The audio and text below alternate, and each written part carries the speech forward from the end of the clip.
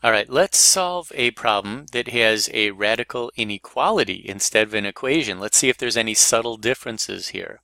We're going to go ahead and get the radical by itself, so we divide both sides by whatever is times being multiplied times the radical or being added or subtracted to. We'll get rid of those things.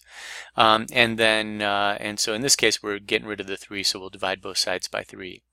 We end up with the square root of x minus 1 is less than or equal to 4. And in order to get rid of the radical sign, we will square both sides. Let's see here. By the way, you folks are happy to, you're welcome to work ahead of me. This produces a lovely result of x minus 1 on the left. And on the right, oh, by the way, if we had divided by -3 right here, we would flip that inequality symbol. Don't forget that. On the right-hand side, we get 16. And let's see here. So then we get x is less than or equal to 17. Yay! We did it. We solved our inequality. Only thing is, there's one little problem.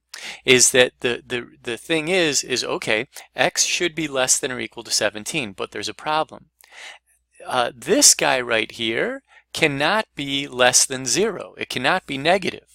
And so what we have to do is we have to say, okay, x must be, x could be 1, that would get us 0. But x could not be 0, that would get us -1. So x has to be 1 or greater. So technically, the way that we write the answer here is that yes, x can be less than or equal to 17, but because of the domain of this inequality, we will say that x must also be greater than or equal to 1.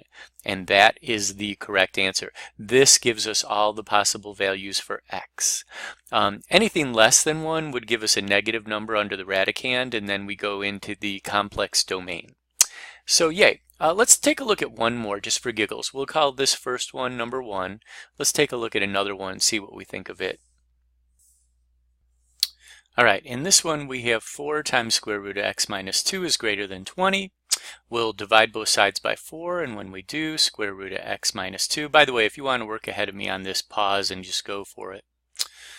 This gets us 5. We will then square both sides. That gets us x minus 2 is greater than 25. That gets us x is greater than, looks like 27. Now, you might think to yourself, oh, okay, let's go check the domain.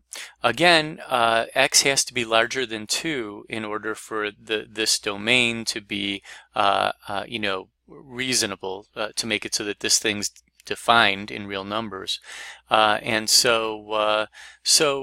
X has to be greater than 2, but if x is greater than 27, well, then x is already greater than 2. So in this particular case, we do not need to write a compound inequality like we did over here. In this case, we just say x is greater than 27, and that's it, and we're done with it.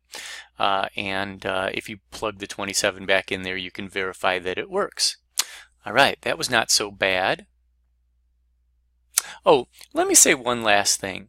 It turns out, I'm just going to just mention this. I'm not going to show you a problem. But if you have a problem where you have a cube root of x and you say that it's less than 5 or greater than 7 or whatever it is, the domain here is not as much of an issue as the domain is over here. I'm going to go ahead and use this. The domain here is a big issue because we have an even index for our root. The domain over here, no big deal, because since we have an odd index for our root, we can have negative numbers under here. It's fine. You try it on your calculator. Take the cube root of any negative number you want. You could try -8, or if you really want to be cool, you could try cube root of -17. And either way, you're going to get a negative number. On the other hand, if you're over here and you try taking the square root of -17, your calculator is going to balk at you. It's going to say, can't do it, error. Okay, just wanted to mention that. As opposed to going through an entire problem.